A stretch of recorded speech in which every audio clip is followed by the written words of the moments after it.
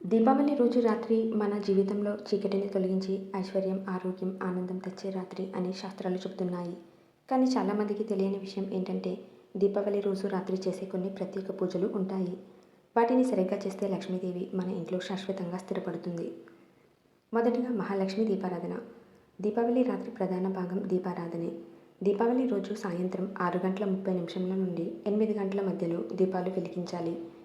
9 లేదా 11 దీపాలు తులసి మొక్క చుట్టూ వెలిగించడం ఎంతో శుభప్రదం. ఆ సమయంలో ఓం శ్రీ మహాలక్ష్మీ నమః అని 108 సార్లు జపించాలి. ఒక దీపాన్ని ఇంట్లో ప్రధాన తలుపు ముందు వెలిగిస్తే అది అన్నపూర్ణ కటాక్ష దీపంగా పరిగణించబడుతుంది. ఇంట్లో అఖండ ఐశ్వర్యం, అక్షయమైన ఆహారం ఇస్తుంది. రెండవ పూజ ధనలక్ష్మి స్థాపన.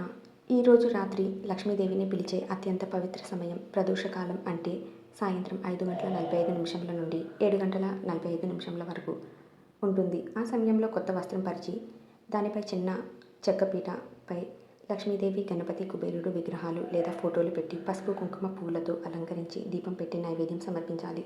తర్వాత 11 సార్లు ఓం శ్రీం హ్రీం క్లీం మహాలక్ష్మి నమః అని 11 సార్లు జపించాలి.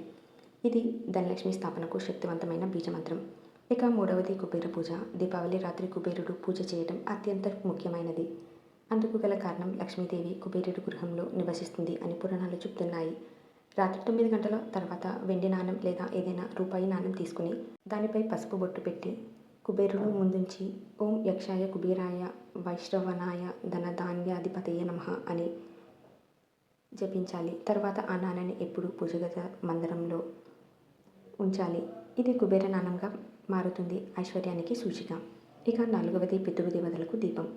దీపావళి రాత్రి కేవలం ఐశ్వర్యానికి మాత్రమే కాదు, పితృదేవతల ఆశీర్వాదం కోసం కూడా ప్రత్యేకమైన సమయం.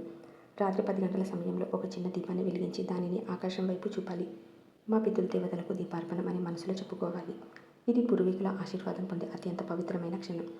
ఇలా చేయడం వల్ల మన కుటుంబంలో శాంతి, సుఖం, ఐక్యత పెరుగుతుంది. ఇక ఐదవది శివలక్ష్మి కలయిక పూజ. ఈ రాత్రి శివుడికి కూడా పూజ చేయడం తప్పనిసరి అని శాస్త్రాలు చెబుతున్నాయి. ఎందుకంటే శివుడు లక్ష్మీదేవికి ఆధార స్థానం. రాత్రి 11 గంటల సమయంలో ఓం నమ శివాయ మంత్రాన్ని కనీసం 108 సార్లు జపించాలి.